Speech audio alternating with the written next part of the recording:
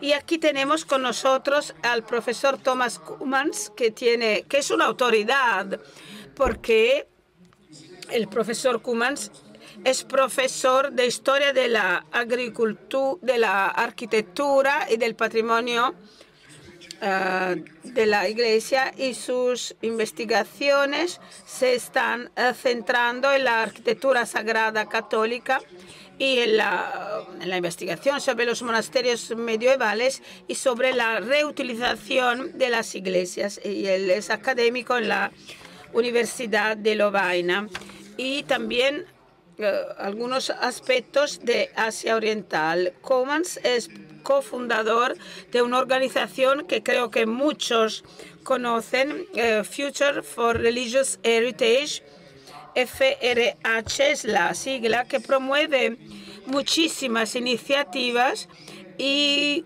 digamos, busca realizar una red para todos los interesados a estas temáticas. Es miembro, además, del ICOMOS, que es un miembro, además, del PRERICO, que es un segmento de ICOMOS. Un libro que yo personalmente he tenido la oportunidad de conocer, muy interesante, del profesor, y está relacionado con el tema. Es un libro de 2018 sobre el tema que estamos afrontando también en este congreso. Y voy a darle el uso de la palabra con mucho placer y agradezco muchísimo su presencia aquí con nosotros.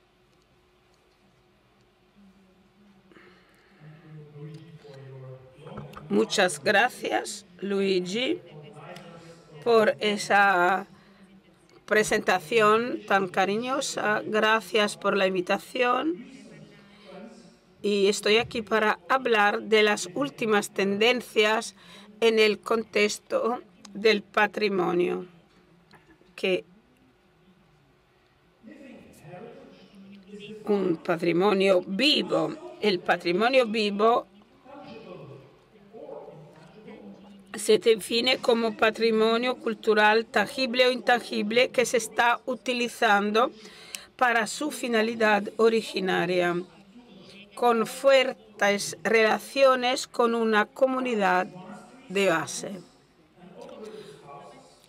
Abadías, monasterios, conventos y otras casas religiosas fueron construidas por y para esas comunidades en armonía con su específica tradición monástica.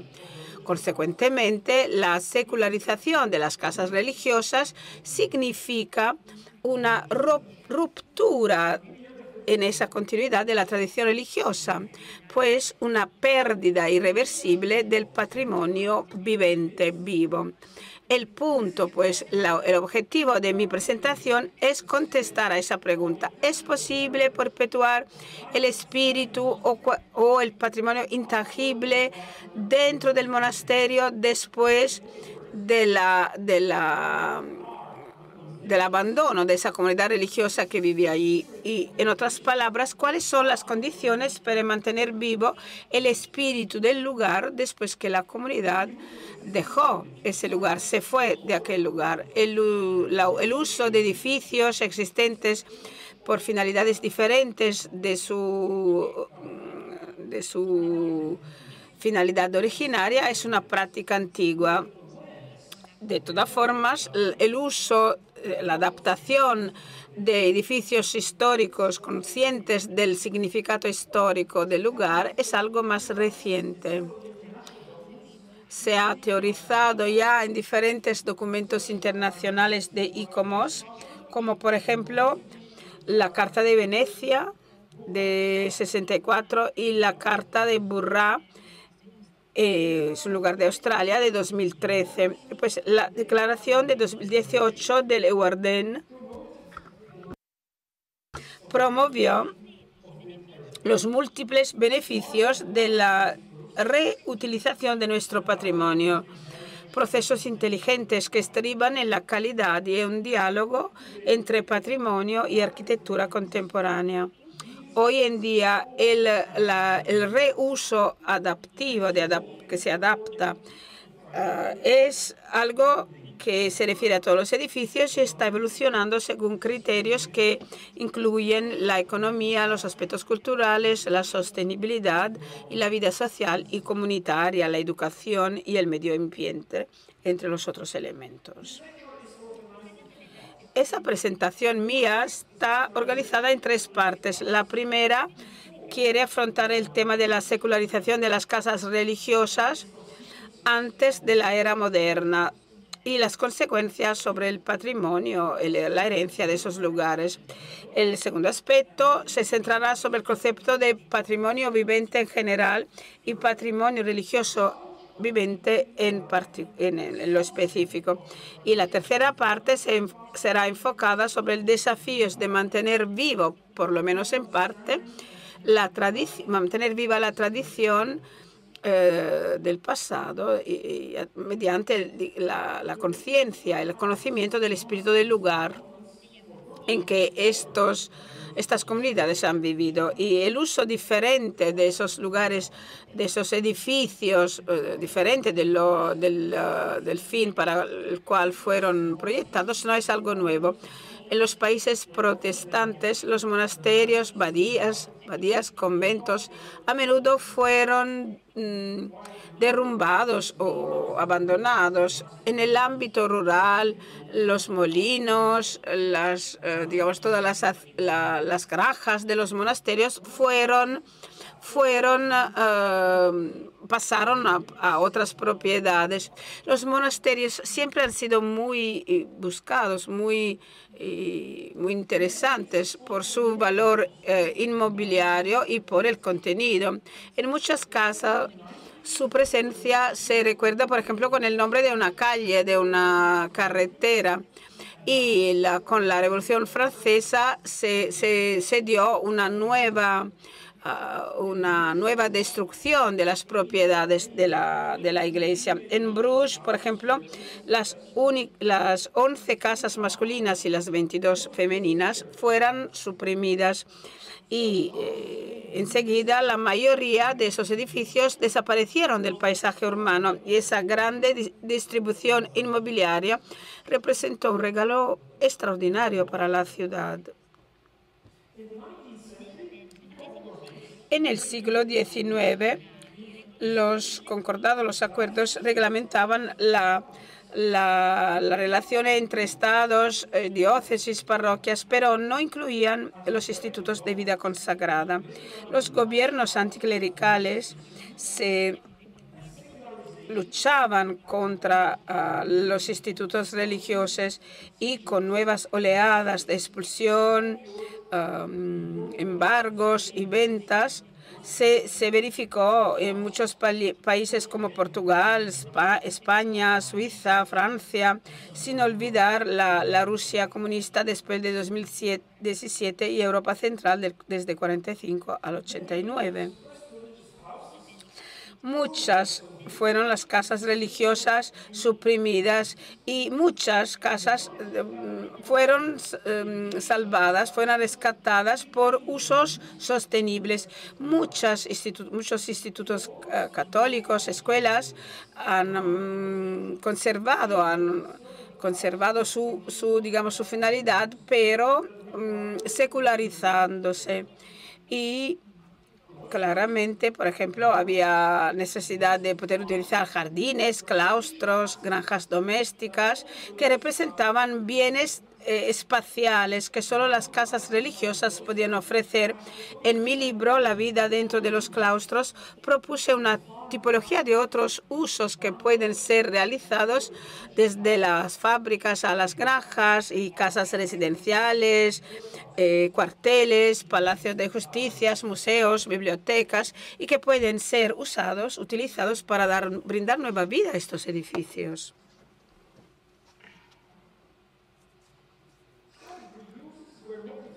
Algunos de estos reusos, reutilizaciones, estaban motivados por por elementos pragmáticos. La mayoría de los muebles y de los objetos estaban destruidos. Algunos edificios venían derrumbados y, digamos, todo estaba sometido a un proceso de recalificación. Algunas veces, por ejemplo, cuando había molinos con cursos, ríos, por ejemplo, se utilizaban como fábricas.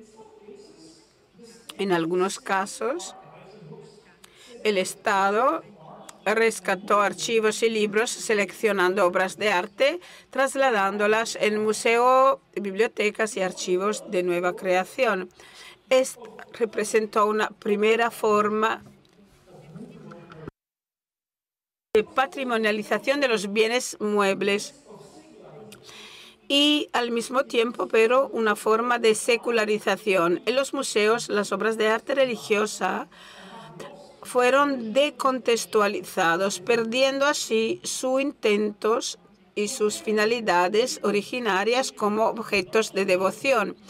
Comparando las pinturas de Rubens creadas como retablos, como Rubens en el altar barroco de la iglesia de los jesuitas en Anversa, se puede ver cómo un contexto abstracto se añade a la pérdida de significado. Y en este museo las pinturas son obras maestras cuya calidad estética exalta el genio del pintor, pero claro, perdieron su destino primario y ya no constituyen más un patrimonio vivo, pues son una obra de arte, pero ya no son un patrimonio, una obra de patrimonio. Y los monasterios reutilizados han adquirido poquito a la vez una dimensión patrimonial.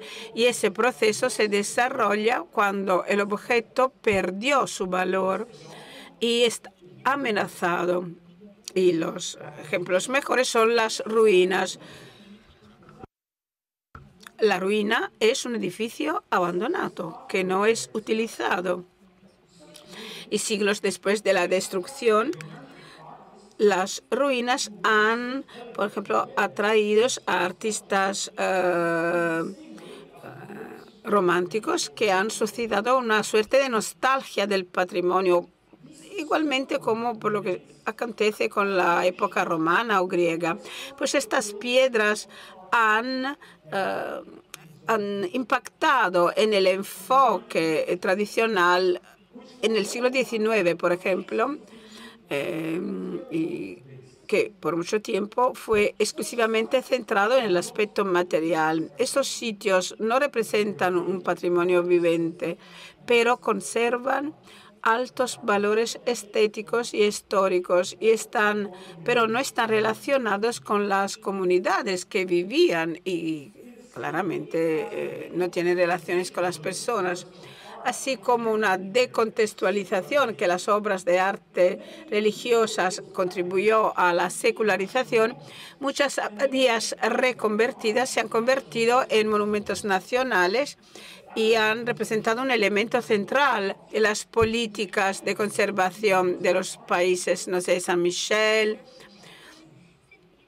y otros lugares. Y, por ejemplo, estos edificios sirvieron como cárceles. Y eso claramente estamos hablando de una época en que no se pensaba el patrimonio, no se daba importancia y la posterior patrimonialización ha conllevado una conservación, una restauración y una conversión y una inclusión en el listado del patrimonio mundial. Por ejemplo, San Bernardo, la Basílica de San Bernardo no ha alcanzado todavía ese elemento de patrimonialización. Y vamos a hablar del segundo tema. Desarrollándose a partir de la década de los 60, la falta de vocaciones religiosas ha llevado aparejado una pérdida de interés en conventos, monasterios y edificios de vida religiosa. En la década de los 70, miles de casas religiosas urbanas y rurales se han vendido, se han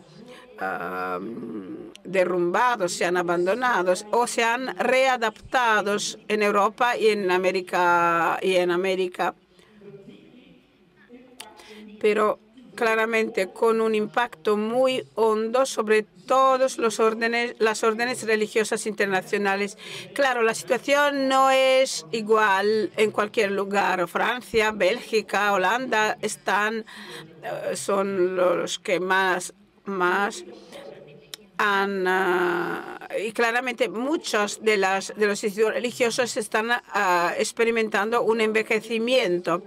Y en la década de los 90, con un aumento de interés para el patrimonio cultural inmaterial promovido por las culturas no occidentales, pues se experimentó un vuelco desde el enfoque de Occidente centrado en la materialidad de la piedra hacia una realidad más y un enfoque más inclusivo que procedía de países no occidentales. En el año 1994, en un documento sobre la autenticidad, el documento de Nara en Japón, incluía el patrimonio intangible y las diferencias culturales. Hoy en día, ese enfoque que estriba en las personas y en la involucración de las comunidades en todas las categorías del patrimonio material e inmaterial se ha hecho central en el campo del patrimonio cultural, incluido el patrimonio religioso. El convenio de UNESCO de 2003 para la conservación del patrimonio cultural inmaterial define el patrimonio cultural inmaterial como los bienes, las prácticas y las representaciones, las expresiones y los conocimientos, las habilidades, como los instrumentos, objetos, artefactos, espacios culturales asociados a estos conceptos que las comunidades y los grupos y en algunos casos los mismos individuos reconocen como parte de su patrimonio cultural.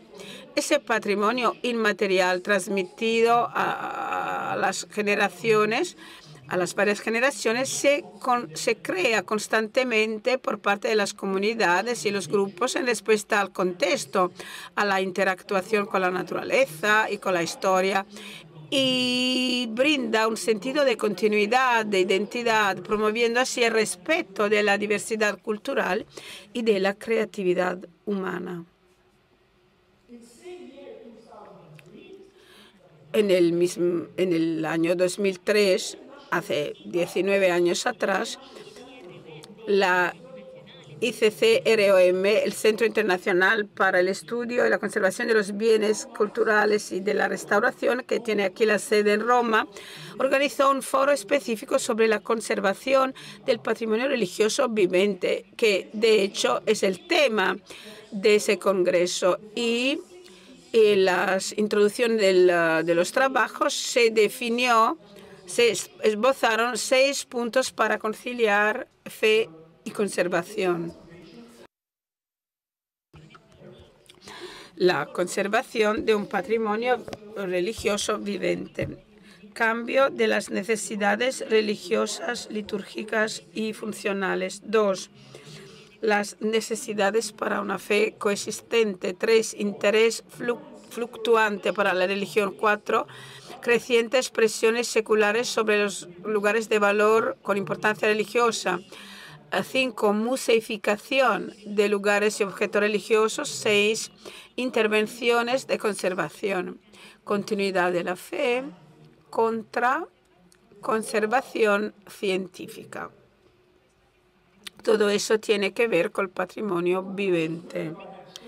Las conclusiones escritas por Forever se puede resumir en 6 puntos que merecen ser recordados. La primera consideración es que el patrimonio religioso vivente es especialmente importante por su papel vital en transmitir, expresar y sostener la fe que es una de las finalidades de la vida humana. El segundo, entender que el patrimonio religioso vivente necesita que lo tangible y lo intangible no puedan estar separados, porque todo el material cultural tiene un valor intangible. Y tercero, el patrimonio religioso vivente corre varios riesgos y con varias modalidades. Y cuarto, el cuidado de ese patrimonio es principalmente responsabilidad de las comunidades religiosas, por las cuales ese patrimonio tiene importancia, pero todo en colaboración con los profesionales de la conservación. Quinto, la adaptación de prácticas religiosas, rituales, fiestas, adaptación a las circunstancias contemporáneas. Y todo eso se tendría que entender como una parte normal de la continuidad del patrimonio religioso vivente y debería respetarse. Y sexto, respeto de los valores religiosos en un contexto multicultural es esencial para promover la paz y para promover una sociedad tolerante. Y se puede promover de la forma mejor fortaleciendo el diálogo interreligioso sobre temas que se refieren a la conservación. Pues el patrimonio religioso no tiene que confundirse con la dimensión teológica de la fe y de la religión. Por el UNESCO, el patrimonio vivente se refiere solo a las prácticas litúrgicas y los rituales, las fiestas, las romerías, no al contenido de todo eso. Y eso debería valer para todo el mundo religioso. Ahora bien, llegamos ahora a un concepto muy importante sobre la continuidad. Esta es la reflexión desarrollada por Kaminin y por colegas de Sri Lanka, que escribió reflexiones muy importantes sobre el patrimonio vivente de las comunidades budistas. Pues la continuidad de uso se configura como el criterio principal del patrimonio vivente. Pues la continuidad de uso se define en la base de una interacción permanente. Es la interacción permanente de la continuidad de la comunidad y de las conexiones, y la continuidad además de las expresiones, y la continuidad del cuidado, del cuidar de. Y no hay una jerarquía interna, es una interacción, un actuar juntos. Y eso significa que cuando se da una discontinuidad en esa continuidad, eso claramente lleva aparejado una ruptura y, consecuentemente, una pérdida del patrimonio vivente. Eso no significa que el patrimonio muere, sino que se decontextualiza. Y pues ya no es patrimonio vivente. Otros valores, como el valor estético o histórico, permanecen. Estábamos hablando antes de los cuadros de Rubens en el museo. Sin embargo, podría adquirir una nueva función y en algunos casos se podría convertir en un patrimonio vivente relacionado con otra comunidad, una nueva comunidad diferente de la precedente. Y en el contexto de ese congreso y de esa conferencia quiero mencionar el libro de Ioannos Polius en 2014 sobre los monasterios ortodoxos de las Meteoras en Grecia. Es la portada del libro. Es el primer estudio profundo sobre un grupo de monasterios que todavía están habitados, vividos por los monjes y que atraen peregrinos y turistas. Además, estos monasterios están incluidos en la lista del Patrimonio Mundial de UNESCO desde 1988. Y vamos a afrontar ahora la tercera parte, desde el patrimonio vivente al espíritu de los lugares. Claramente existen puntos comunes en términos de transmisión. Es claro que el patrimonio cultural de los institutos de vida consagrada hace parte de su carisma. o de su especificidad como familia, de su tradición. Podemos decir que la tradición de los institutos de vida consagradas hacen parte de la herencia universal del cristianismo y también de la civilización y del patrimonio occidental. Pues la pregunta ¿es posible perpetuar ese espíritu o la herencia inmaterial de la vida dentro de una casa religiosa después de del cierre de la comunidad o de la partida del núcleo comunitario de esa estructura? ¿Es posible? ¿Cuáles son las condiciones para mantener vivo el espíritu del lugar después que la comunidad dejó ese lugar? Claro, por la falta de vocaciones en una sociedad cambiante, la mayoría de las comunidades de vida consagrada están experimentando una crisis profunda. El desafío parece ser en la memoria monástica, material e inmaterial e incluso espiritual. ¿Pero de qué? ¿De cosa? ¿Para quién? ¿Y cómo transmitir todo eso? La amplitud de la conciencia del patrimonio al que asistimos revela la gravedad de la situación, porque el trabajo empieza, y tenemos que destacarlo, el trabajo empieza en el momento en que se está perdiendo el significado, se pierde el significado. Quiero añadir un aspecto que se refiere a la tradición, que significa transmitir la tradición. Es que es importante porque se refiere al dar continuidad a la esencia del monaquismo. Toda comunidad de vida consagrada tiene claramente su propia tradición, su carisma. A veces son sinónimos. Las tradiciones religiosas están arraigadas en los lugares y contienen también y se refieren también a la memoria de las personas, santos y no. Y el desafío de las comunidades es mantener viva su tradición mientras se lleva a cabo un proceso de adaptación a la realidad de la sociedad y de la Iglesia. Y así, actuando, estas pueden continuar la tradición asegurando una herencia de esa tradición. El concepto de tradición y herencia comparten unos elementos. En esta discusión sobre la arquitectura de las casas religiosas por patrimonio entendemos los bienes culturales transmitidos en su forma, inmuebles y tangibles, como su interacción con bienes muebles tangibles y formas intangibles. Incluso un cementerio, por ejemplo, de una abadía, pertenece al patrimonio vivente de una comunidad.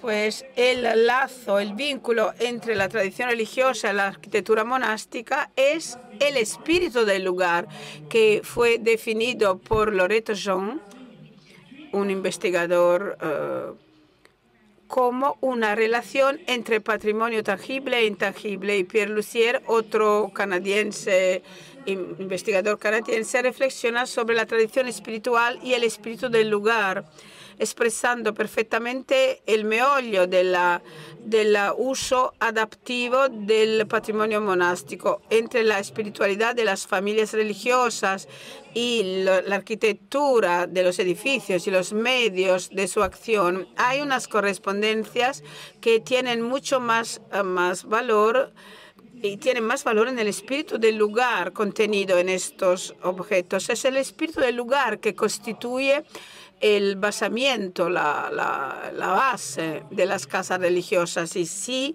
es reconocido con su valor auténtico, puede brindar líneas, guías, directrices para un uso profano que pueda respetar y prolongar su potencial simbólico.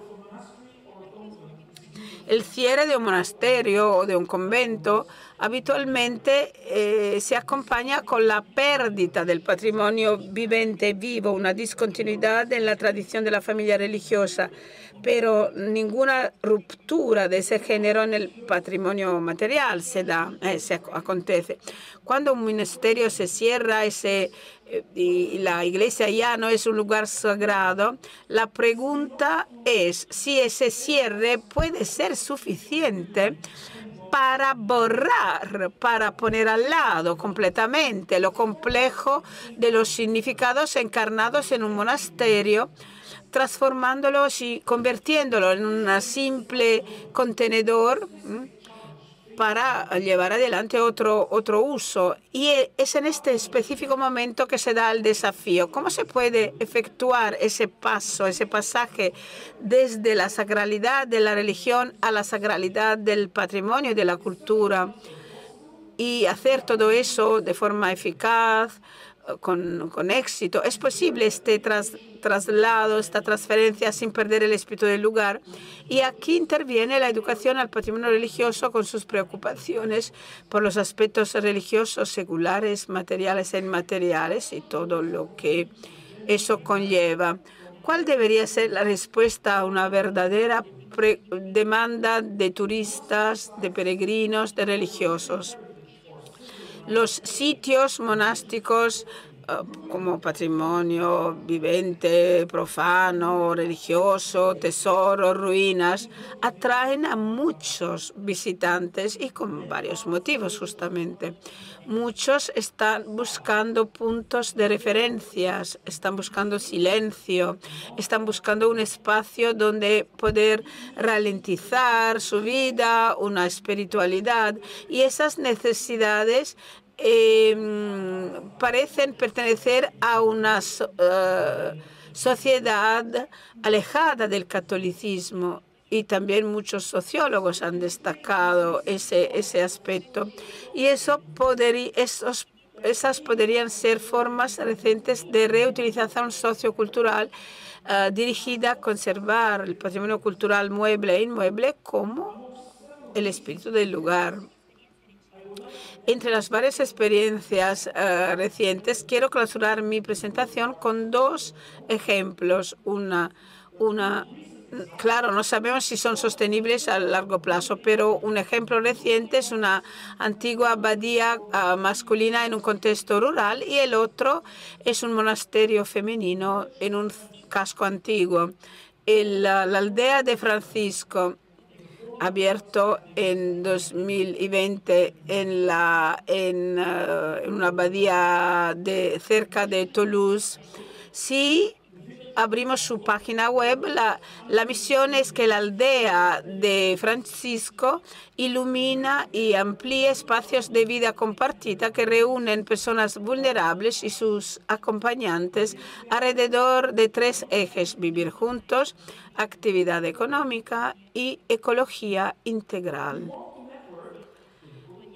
Y también queremos poner en red los varios actores de la solidaridad, ofreciendo una visión global y ecológica de alojamiento y trabajo, contribuyendo al nacimiento de una sociedad más justa y más humana, desarrollando estilos de vida innovadores que permitan una auténtica convivencia empapada de benevolencia. Esta, digamos, es un poco la cita de su sitio web. El monasterio agustino de Quebec es una oasis de patrimonio, de cultura y bienestar. Se encuentra en el Quebec y es un monasterio, y desde aquí nació el primer hospital del continente norteamericano al norte de México. Pues es una realización no con finalidades de lucro, y nos comprometemos a ofrecer a los visitantes una experiencia única, un viaje hacia el bienestar y un contacto con la herencia y la memoria de las hermanas agustinas. Es una invitación para que los visitantes puedan experimentar y vivir su viaje interior. Pues es posible un reuso de edificios si el conocimiento del lugar, del espíritu del lugar, lugar, del patrimonio, están combinados. Claramente la autenticidad permanece como esencial para la conservación del espíritu del lugar. Falsos monjes que promueven productos falsos no hace parte, no participa del espíritu del lugar y no participa del espíritu vivo. Para clausurar con las conclusiones, los conjuntos arquitectónicos monásticos organizados alrededor de los claustros, a menudo en lugares maravillosos, tienen un potencial enorme para un reuso activo. Ambiciones explícitas sobre el patrimonio son importantísimas para el éxito de cualquier proyecto. La única manera para entender el complejo significado cultural e histórico es contextualizar edificios en una perspectiva holística que incluya todos los aspectos del estudio arquitectónico e histórico, como también las dimensiones espirituales e intangibles. Ya debatimos el concepto de matrimonio viviente, entendiendo que toda casa religiosa que pierde su comunidad inicial y originaria perderá su dimensión de patrimonio vivo. Y el desafío principal en la actual fase de transición, que es más adelantada en algunos países con respecto a otros, es mantener vivo el espíritu del lugar e encontrar un uso de acuerdo con la tradición religiosa de las pasadas comunidades de vida consagrada. Y por eso, cuando es posible, se aconseja implicar a los últimos miembros de la comunidad en el proceso y en el diálogo relativo al proceso de reutilización de su monasterio. Es un auspicio eso. Y se recomienda también una atención especial para los complejos más vulnerables. Pienso en especial modo en las casas religiosas por ejemplo, que no son monumentos históricos designados o una arquitectura más reciente, de un pasado más reciente, que no tiene mucho interés, y claramente el patrimonio diocesano y los inúmeros conventos de hermanas, que ya algunos de los cuales ya se han vendido a empresarios y que han sido derrumbados. El destino de estos edificios es muy parecido a lo que aconteció durante las olas de secularización de los siglos pasados. Lo podemos ver cómo se repite. Y a diferencia del patrimonio mueble, archivos, bibliotecas que pueden ser trasladadas o conservadas por institutos adecuados, los edificios que pueden ser de alguna forma relacionada con los sitios originarios siempre tienen un valor inmobiliario, y otros dos valores se tendrían que considerar. Por un lado, la sociedad local en que la casa religiosa está enraizada y que va a sobrevivir a los religiosos que dejan la casa. Y de otro lado, el carisma y la tradición religiosa de cada comunidad, que puede continuar viviendo en el espíritu del lugar.